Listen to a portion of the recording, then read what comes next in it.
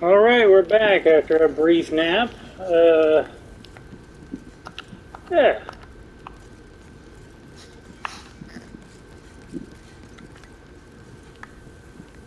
Like I said, I did a at-home sleep study, so now Veterans Affairs knows that I snore. But that was like a month or two ago, and they still haven't done anything about it. I wore their little device. I shaved my chest just for the little pads to stick. I mean, they should know. I snore. I snore. Now, what are you gonna do about it? You gonna give me one of the machines, face mask things? I even spent $100 on a Zipa. I spent $100 of my own money on a Zipa. It's Happy Z backwards. I think the website for Zipa guarantees that you won't snore. It's like a mouthpiece thing that prevents like the action of snoring. It's not even possible with the damn thing. Still, I don't know. The Zipa is such a bulky device that changes so much that I haven't really gotten used to it. I think I fell asleep with it in my mouth last night, but then I wake up and it's nowhere to be found. At some point in the night, I just spit the damn thing out. So I'm probably going to try to do a combo. Do like a face mask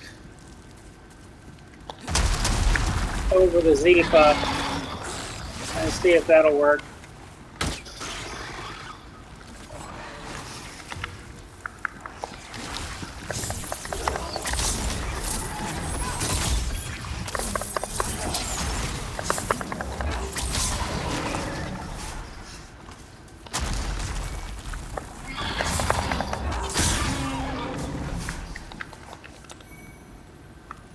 I'm not too used to face masks either. They don't really bother me, but I've never really worked in the healthcare field.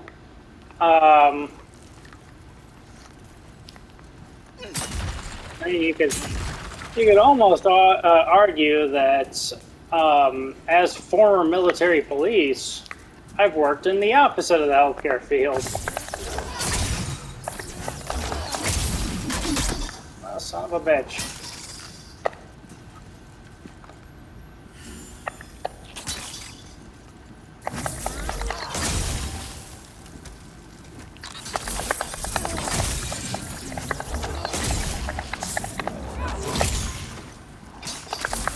Now I can get on this side of you and hopefully avoid the impending explosion.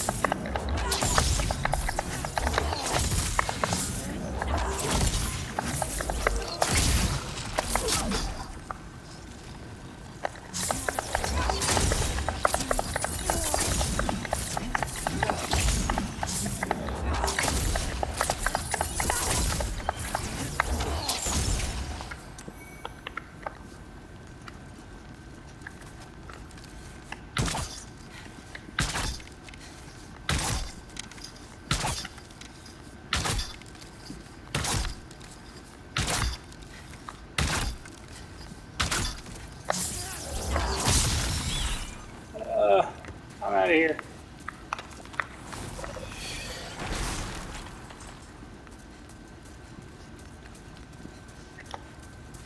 I can still remember the first time that I really had to quote unquote use my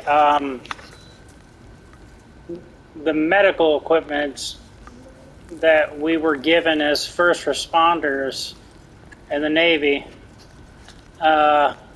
Yeah, that's right. It's time for a war story with Grandpa Motley. So sit down, sit back, relax.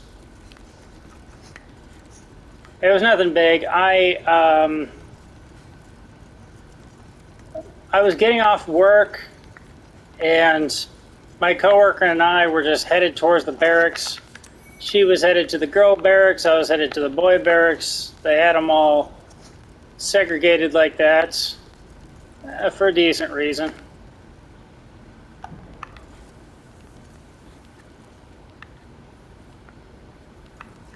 I don't know if there's a legit way to get down there. But as we were headed back to the barracks, we see that someone is passed out on the firehouse lawn, where the fire station's at, right on their lawn. So what's going on here, you know? Oh, here's the dirty merchant, or whatever the hell his name is. He has moved, so he is no longer in 2-1, he is now here in 2-2. Remember me? I've got plenty of wares, so bring me plenty of souls.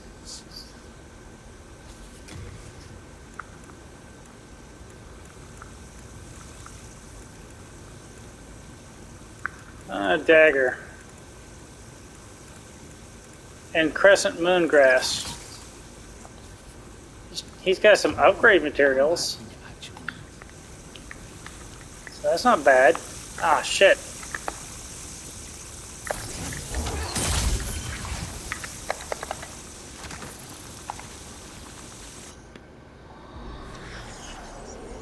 Okay. So suddenly I can't connect, and so suddenly it just fucking kicks me out of the damn game.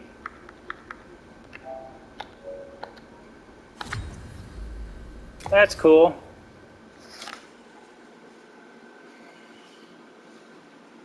Awesome, thank you. Oh, but it reconnects just fine. Excellent.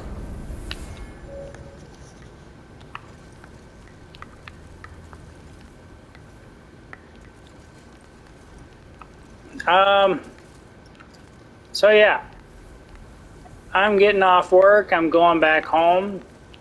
I still got my gun belt, no gun anymore, you know, I've given it back to the armory. We don't just carry it around in our off time, we don't bring our own. We shouldn't. At least I didn't then. I don't actually own any guns. I don't think I'm legally allowed to own guns right now. I went to the Looney Bin, like I said, the inpatient program and the psychiatric wing of Jefferson Barracks VA Medical Center at the tail end of 2017. I think I'm probably allowed to go get a gun license now and go get a gun, but they're expensive, you know? I got nothing against guns, obviously. With 2 different branches of the military under my belt, you know, don't really have a problem with them at all. They're just expensive. Security is largely illusion anyways. Now, people like the TSA are pretty much security theater for the most part. I think the last time I checked, the TSA had not found any terrorists whatsoever. So it's just a big play. Just to, you know, just to try to make people feel better. Feel safer, not actually be safer, just feel safer. Excellent.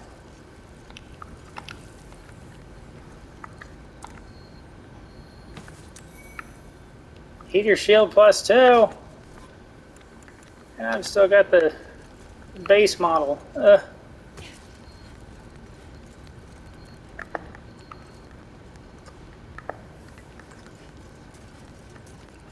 Anyway, so yeah, I was in Korea, so we definitely didn't have our gun collection on us at all points in time, or at all.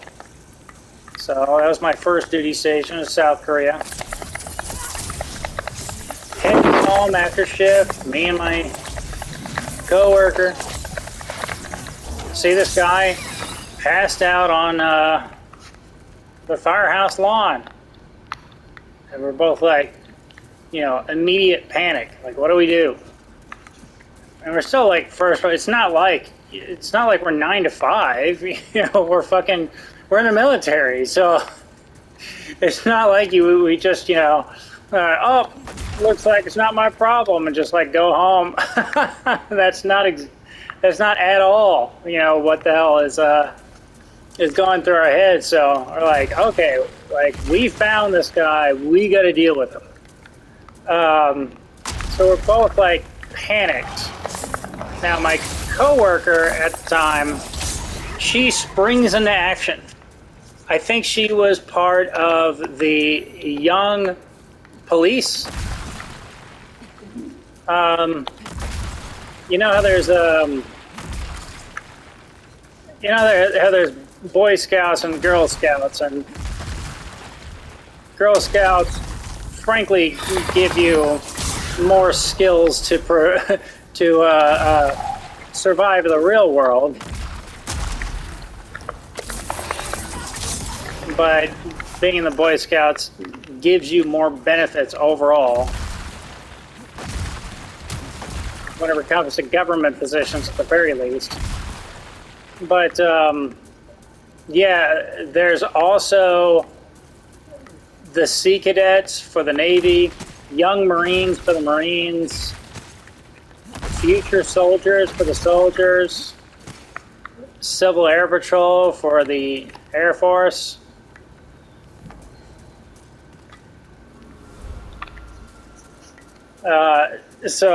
But there's also a young police, and I eventually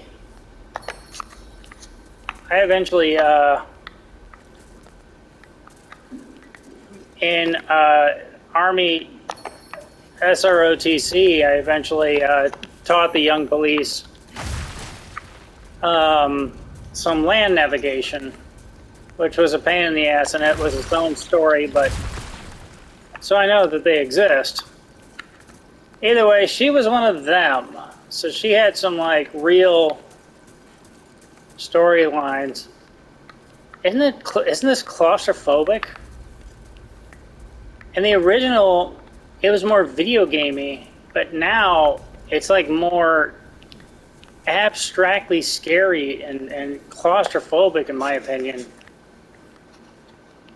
So it's got that going for it now.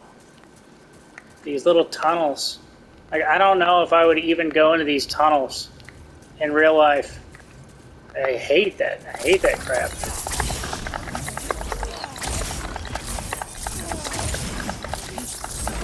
So this big bastard can't hardly fit in these tunnels that they made specifically and only for them.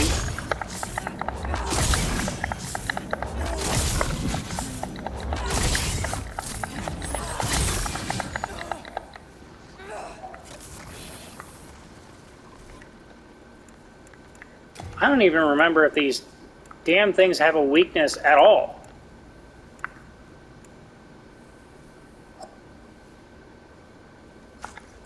We saw earlier that the Crescent Falcon is doing more damage than the Blessed Mace, so it's not like they're particularly vulnerable to blunt damage, as opposed to slashing or normal or whatever the hell you call it in this game. I'm still thinking like D&D rules. Anyways, so my coworker had some experience. I outshot her largely because of my obsession with Time Crisis as a kid. After you learn how to aim with Time Crisis, all you have to really do from there is, you know, handle the recoil when time comes.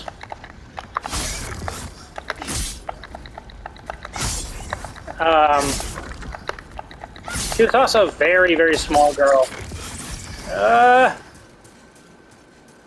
So whenever it came time to shoot the Mossberg 500, she had to have like a person behind her bracing her shoulder just so she can not get blown over by the blast. And it's like the lightest shotgun. Anyways, like my long rambling stories about nothing at all? You like that yet?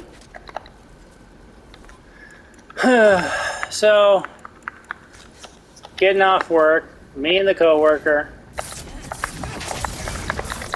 we see a guy passed out on the firehouse lawn, and so we both like, she springs into action. I fight, flight, or freeze. I'm completely frozen in place. I have no fucking idea what to do. This is your hero. This is your narrator here. This is the person that you're listening to. So I'm completely frozen. I don't know what the fuck to do. And she, immediately, sees whether or not the guy's breathing, which, yeah, he was all right, but he was not responding. She's yelling at him. She's slapping his face a little bit. The whole thing. But he is not waking up. Like, I have no idea what the hell to do. And I mean, like, we were the base police, so who the fuck are we supposed to call, It's not like we had a specific hotline to the damn, to the medical bay, and they weren't open yet. We had just gotten off from night shift, so it was like 6 o'clock in the morning. How this guy wasn't spotted earlier is beyond me. He's not exactly hiding either. He's right in the middle of the firehouse lawn. So we're sitting there, we're yelling, we're screaming. I've got my my CPR mask designed to make sure you don't have to do mouth to mouth with people with your mouth. I've got my CPR mask in one hand and my rubber gloves in my other, still frozen in fright. No idea what the fuck to do. And my coworker hadn't even done the CPR thing where she takes the first frozen person that she finds, which would be me, and tells me, hey, snap out of it and, call medical or something, call dispatch, go get help, anything.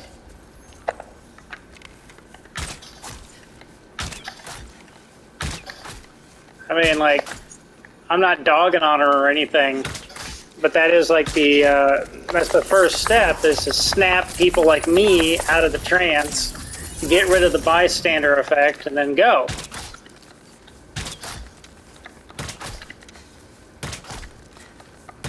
So, thankfully, our boss, an old grizzly bastard who was 42 years old whenever I was serving at age 19.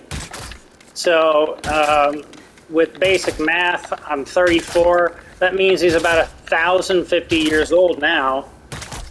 He had a 10-year break in service, but after 9/11 he rejoins. So that old bastard, he lived off base. He was higher ranking. And so he had the chance to live off base, so he decided to. He did live off base. But I guess he just wanted to go to the store, pick something up before he goes home. I don't know. Maybe he wanted to go see if the galley was open for some breakfast. That's what the Navy calls it.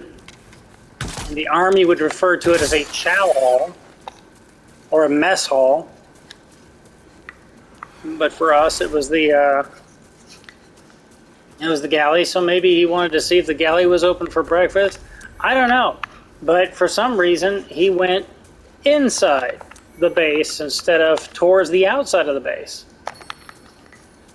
And so because of that, he showed up. He showed up while we're out there, while I'm out there panicking, and she's actually trying to revive this this man, she's actually doing her job and having real cop instincts and stuff. And I'm sitting there with a CPR mask in one hand and rubber gloves in the other, completely not knowing what the hell to do. So he shows up, and my coworker's just like, "Oh, we can't get him to wake up." And he's just like, "Oh, there's a pain thing." And we're like, "What the fuck are you talking about?" It's like, you know, we'll know whether or not he's really responsive after a sternum rub. So he just like shoves my coworker to the side, straddles this guy on the ground, and just digs his knuckle into this guy's solar plexus as hard as he can, just like rubbing the shit out of him. So it's basically the scene in House MD, where House switches from Vicodin to like methadone or something, and then manages to pass out like in his office, and he's unresponsive. And so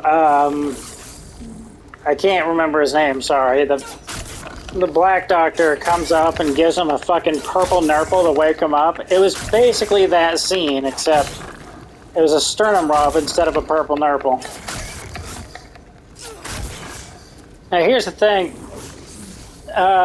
with this, I have poison kunai, which I got from World 4-2, upstairs from the first Reaper, from the zone where we warped in.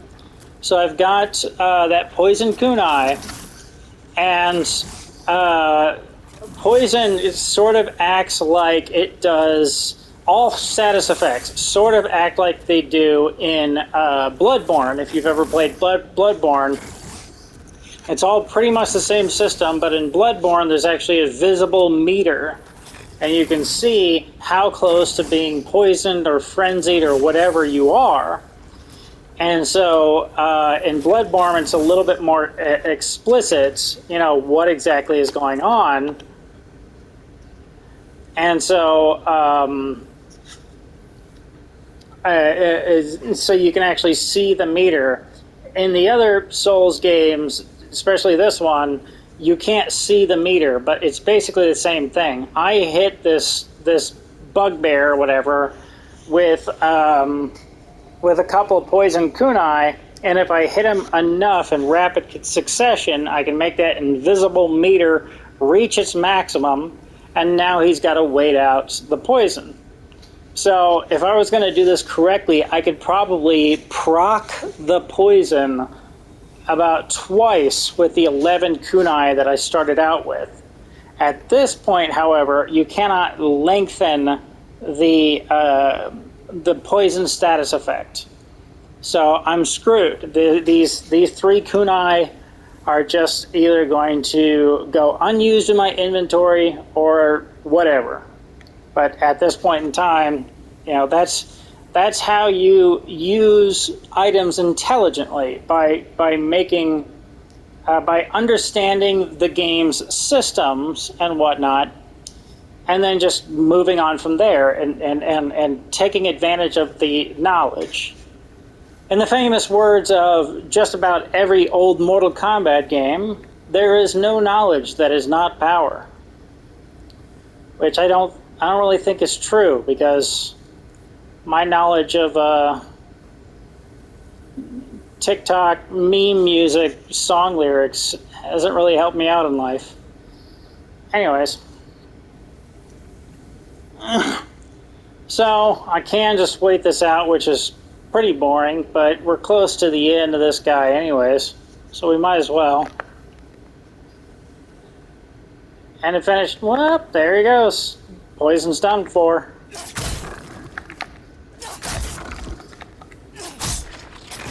That's it.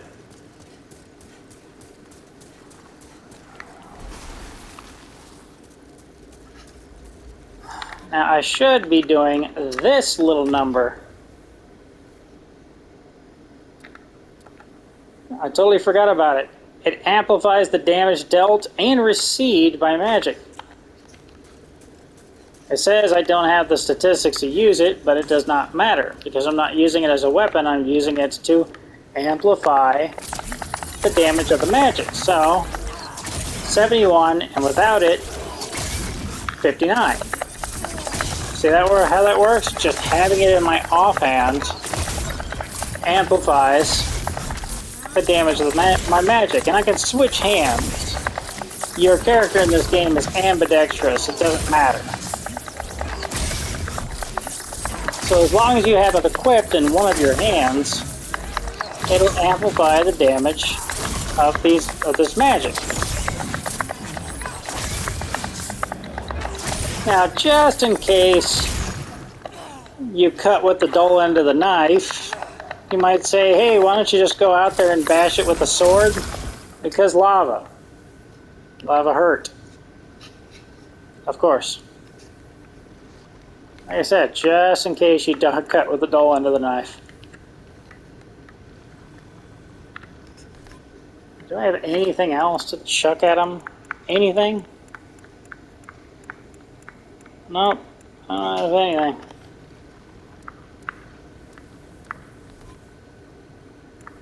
Get some crescents going. Just weighing me down, really. They're not useful during boss fights.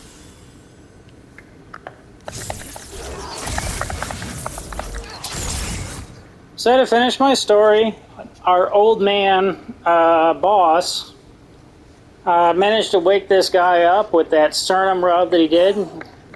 That fucking Dr. House purple nurple that he pulled off pretty much.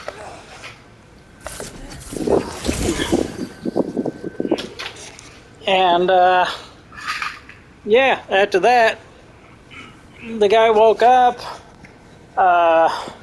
I guess someone called him or something, because shortly thereafter, the medic on duty arrived on scene, took the guy who was extraordinarily drunk, and dragged him either to the clinic or to the guy's barracks or something like that.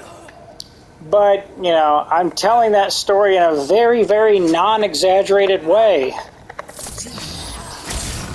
I absolutely want you to know that I'm not the hero of that story.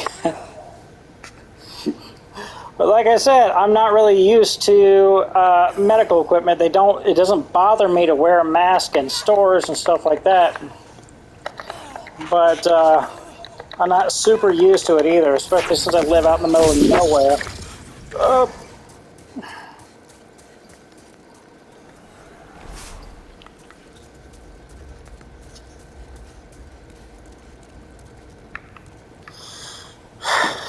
Son of a bitch.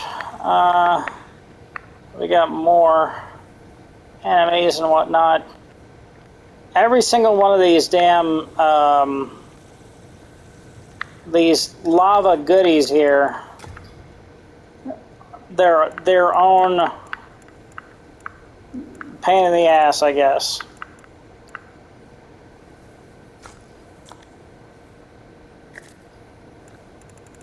I don't remember whether or not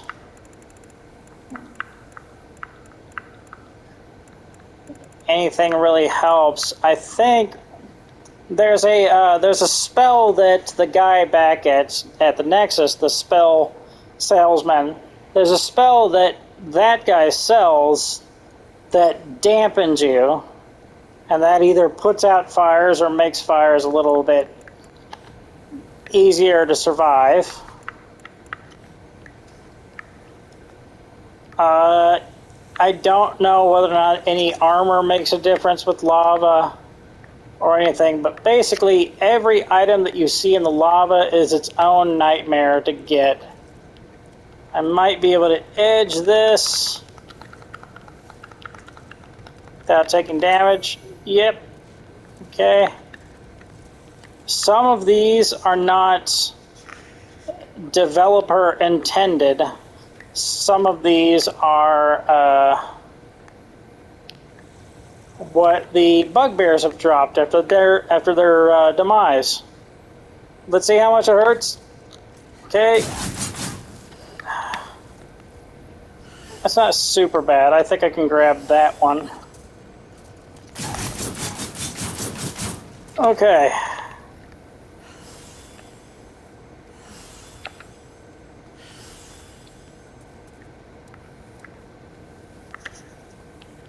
That one I'm probably going to die for.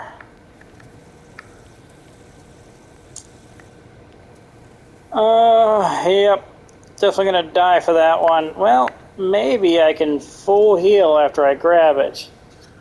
I'll try to full heal before and after I grab it. Okay.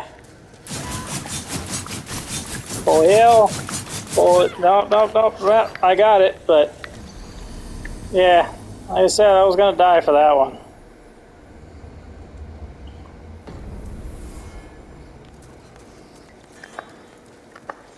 So, hooray!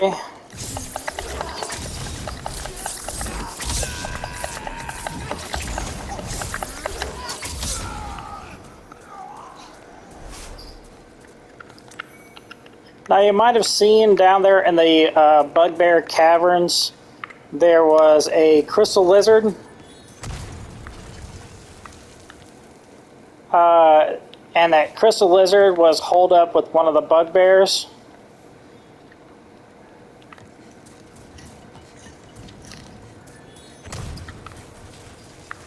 Those explosions will absolutely one-shot you, by the way. So, you might have seen that, you know, the, out there with the crystal lizards, there was a crystal lizard along with one of the bugbears. So, if you spotted that,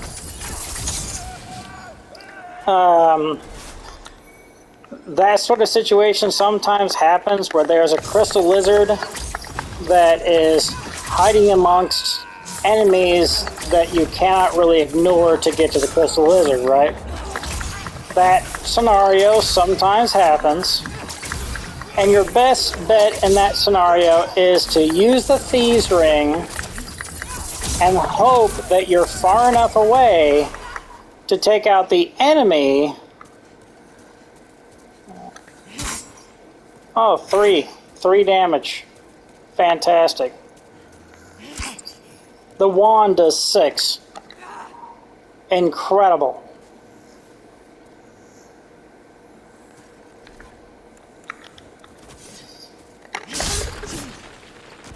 Jesus Christ.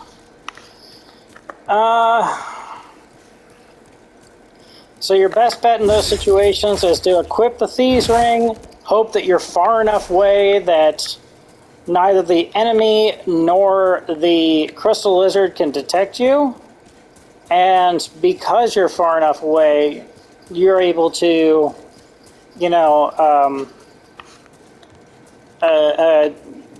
kill the enemy, then begin either shooting at the crystal lizard or taking out the crystal lizard, whatever other way you normally do so.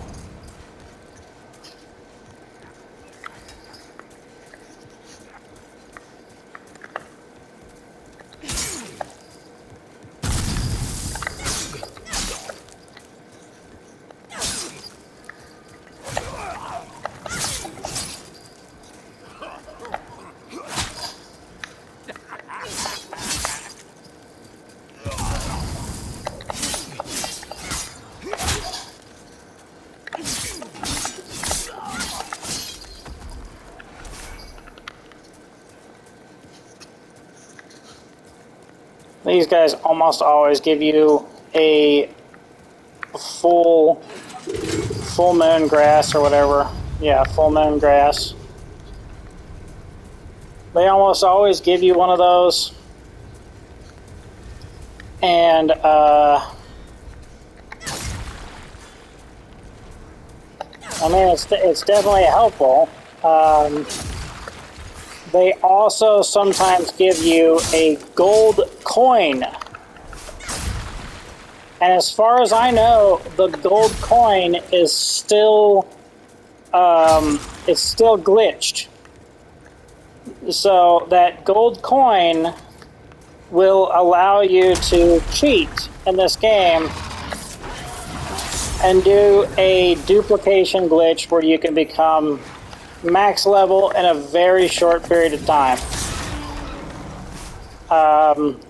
You can see Video Game Donkey did a review of this Demon Souls remake, and he performed the glitch, but you can just look up the glitch.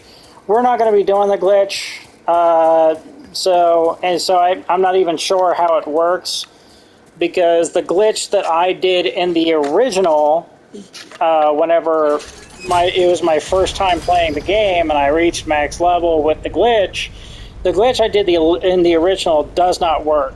So even if I could remember how to do that glitch, it wouldn't help, because I cannot teach you how to do this new one.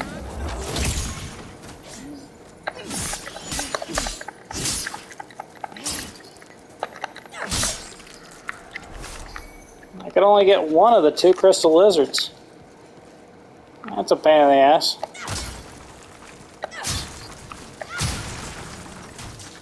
Here's the Crystal Lizard Cave. I don't remember who taught us about the Crystal Lizard Cave.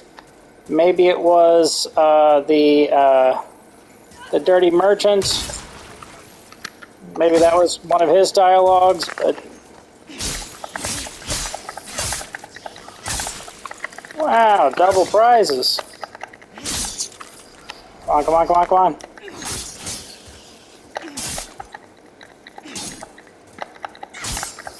There's a way to kill all the crystal lizards and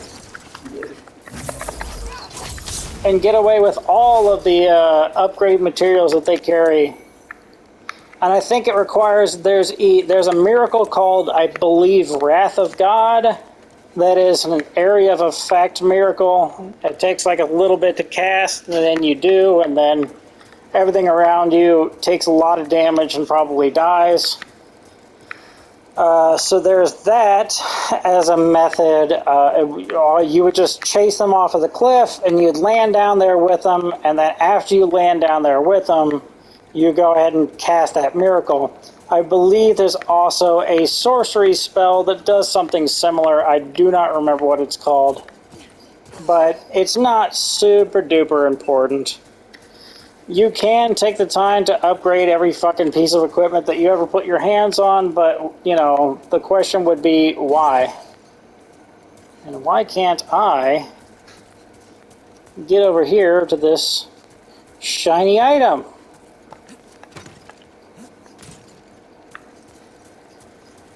What a pain in the ass. Okay, let's see if we can get on this little wood plank and then walk across this little wood plank. There we go. I fucking hate jumping puzzles. No one on God's green earth likes the jumping puzzles in Souls games. And if you claim that you like them, you're not just a liar, but you're also my enemy.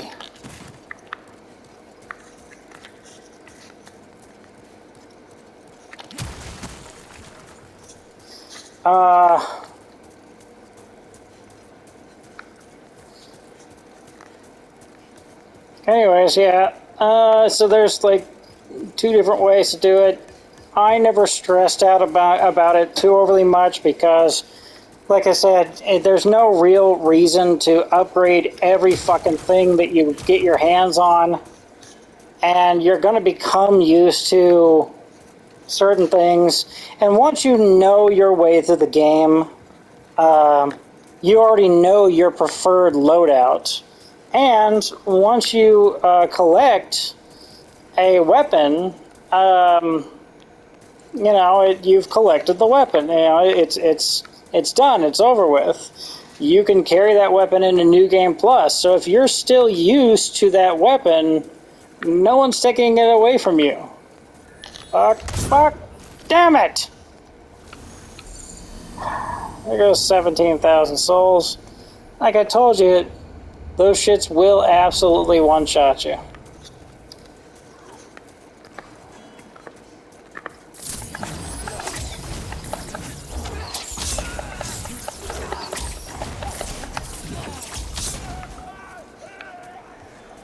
What a mind-numbingly large fucking pain in the ass. Come on now.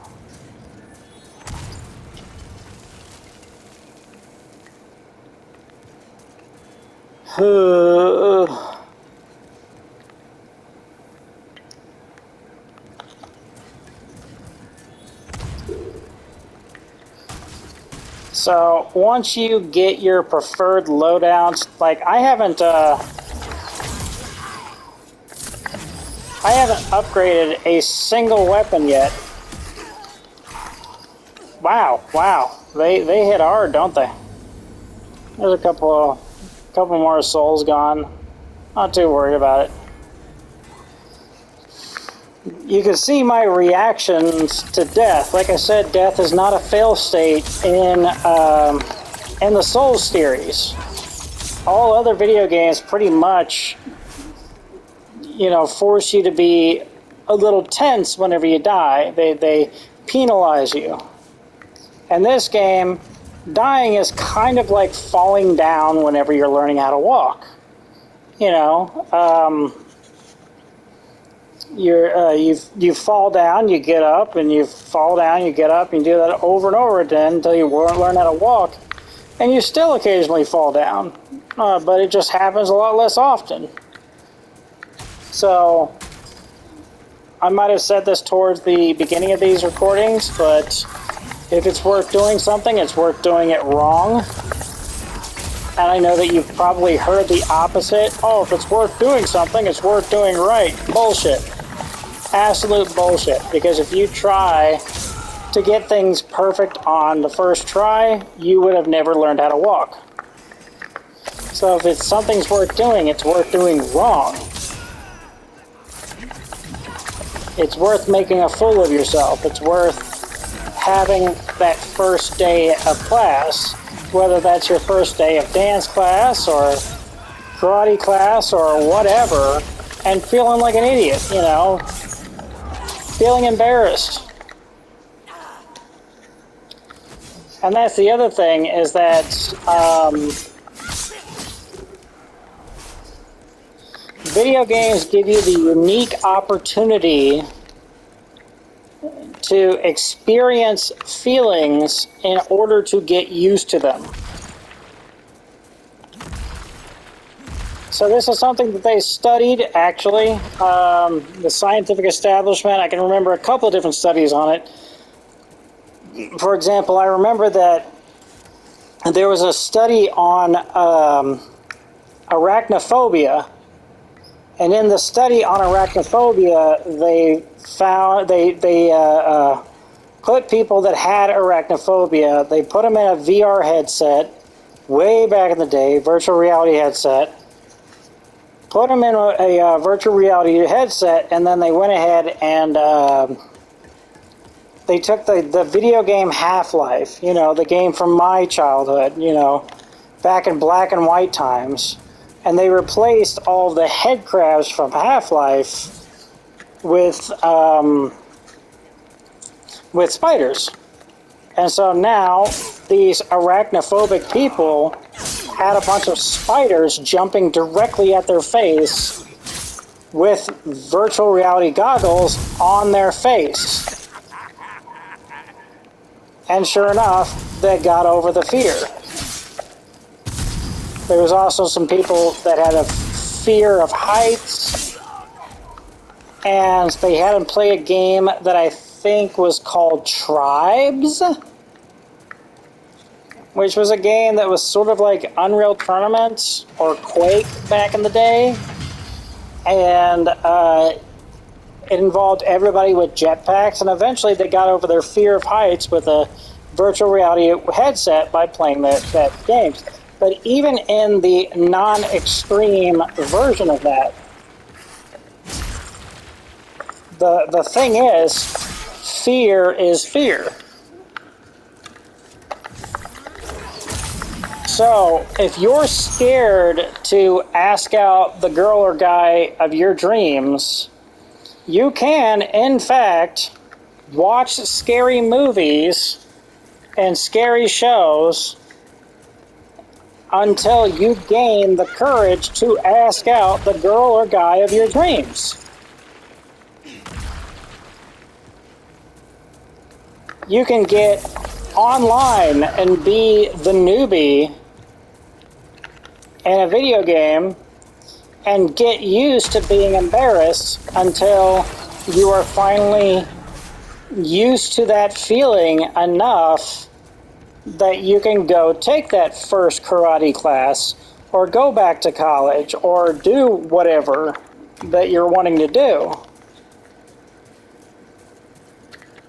and survive that embarrassment, that being able to deal with that feeling, being able to deal with that embarrassment and everything. And the thing is, there's a difference between movies, which is a very passive experience,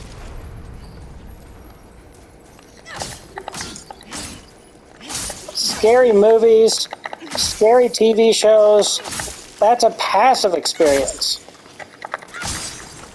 Video games are actually more powerful in this regard because something like the Resident Evil series, pick your scary video game series du jour, your video game series of the day or whatever, Silent Hill, all that kind of stuff.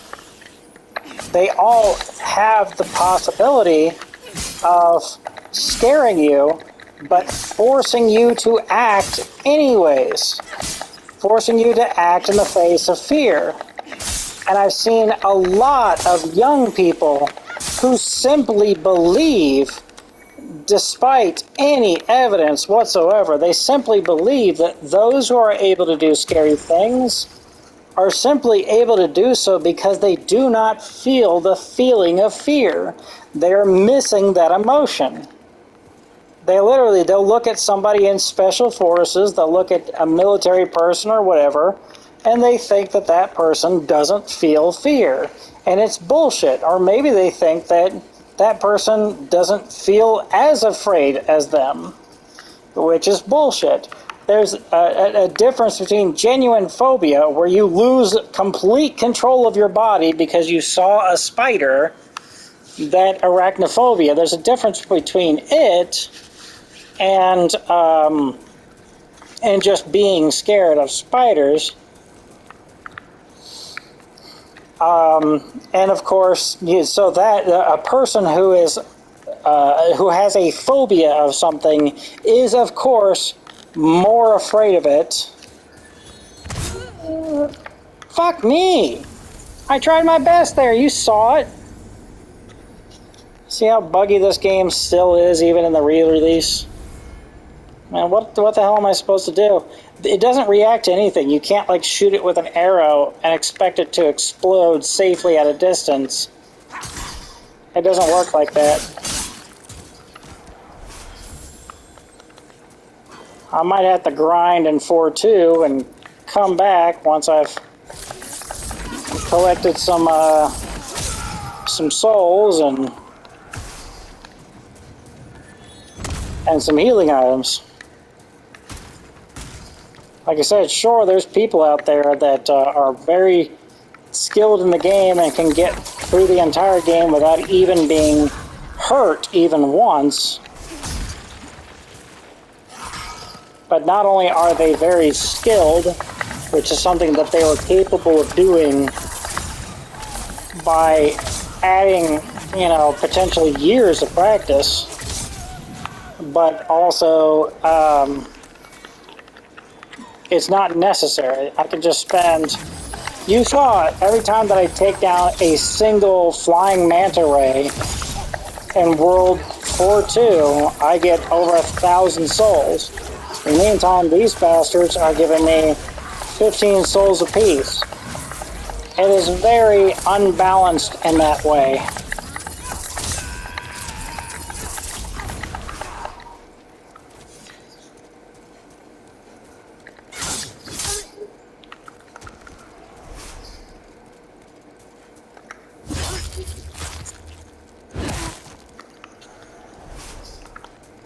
So I can just take 15 seconds to go shoot down a couple of flying manta rays, buy a couple of healing items with that, and then come back, instead of dedicating possibly even years of my life to trying to get good at this game. And that's the thing, in the comments you might find a lot of people who are Souls purists, who love the Souls series and everything, and their primary toxic community is going to say, get good. G-I-T-G-U-D, get good.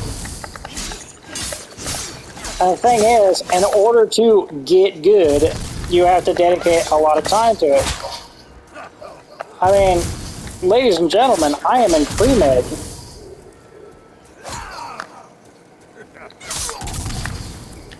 I do not have the time to sit down with every single video game and become a world-class expert at it by dedicating thousands of hours.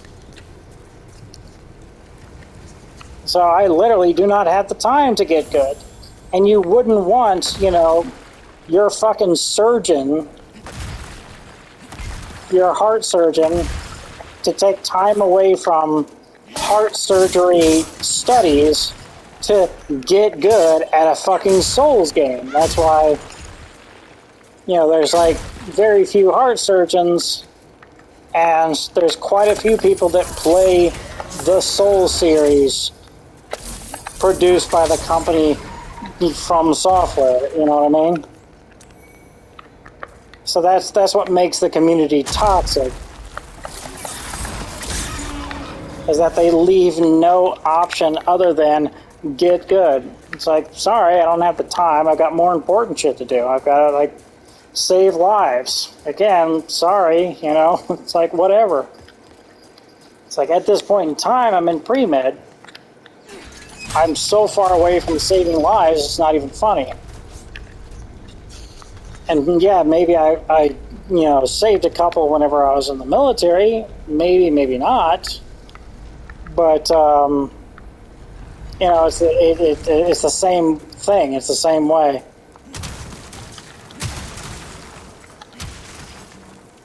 There shouldn't be too many of these down here. But the point is that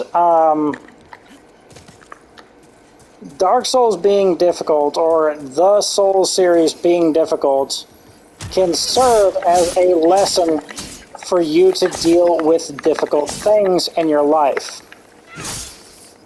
Like I said, plenty of people have plenty of video essays on the internet, and real essays on the internet, about how the Souls series, in one way or another, saved their lives.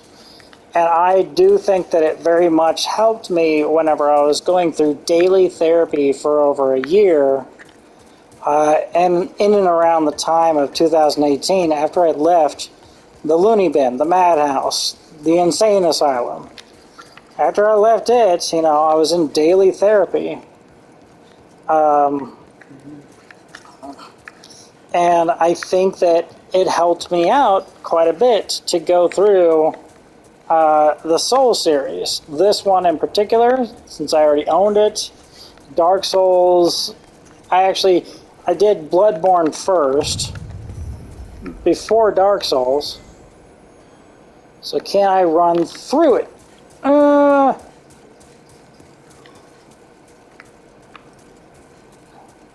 I can run through it, and it doesn't even explode. What the ever-living fuck?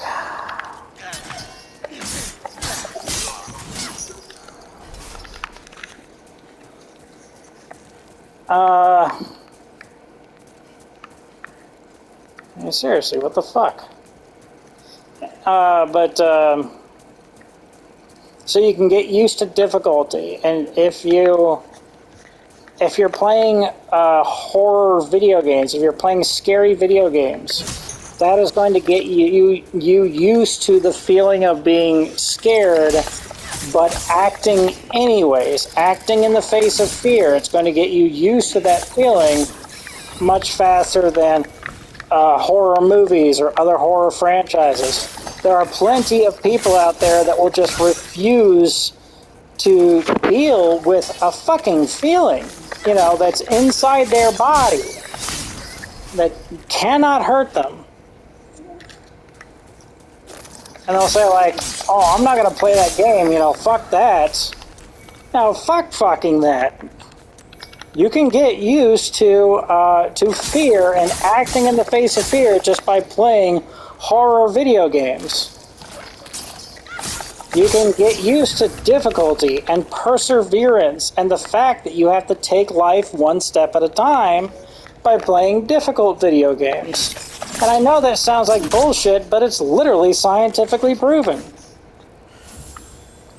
And sure, you've got plenty of video essays and whatnot of people, individual anecdotal evidence that, Dark Souls helped one or the other person do this, that, or the other. But like I said, it's fucking scientifically proven.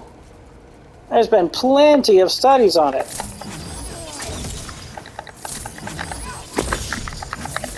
So you can absolutely, just by, you know, it's kind of like half taking a break. You know, you're taking a break and playing video games on your downtime, but you're also playing a game that's, you know, wholesome or something, or has an extra added benefit. So it's kind of like improving a recipe or something like that. You know, whenever you only eat a couple of things every day, you eat like the same kind of meals every day, by improving a recipe, like, I don't know, switching from fucking fried chips to baked chips, you know, that lowered calories or whatever, or just switching out the ingredients.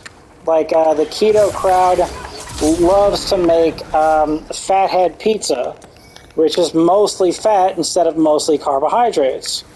You know, these sorts of things can make not just a lot of difference, but they can make all the difference in the world. And you can literally eat the exact same shit that you're already eating, just with the ingredients changed around.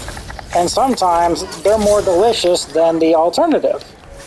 You know, I know people that love coconut milk ice cream more than regular ice cream, and the difference is fucking night and day on a nutrient profile. You know, one can be literally healthy for you. In fact, on the bulletproof diet that was created by Dave Asprey, he actually has Get Some ice cream, which is made of very specific ingredients, and it is absolutely a healthy ice cream because the sweetener in it, xylitol, is pretty much benign.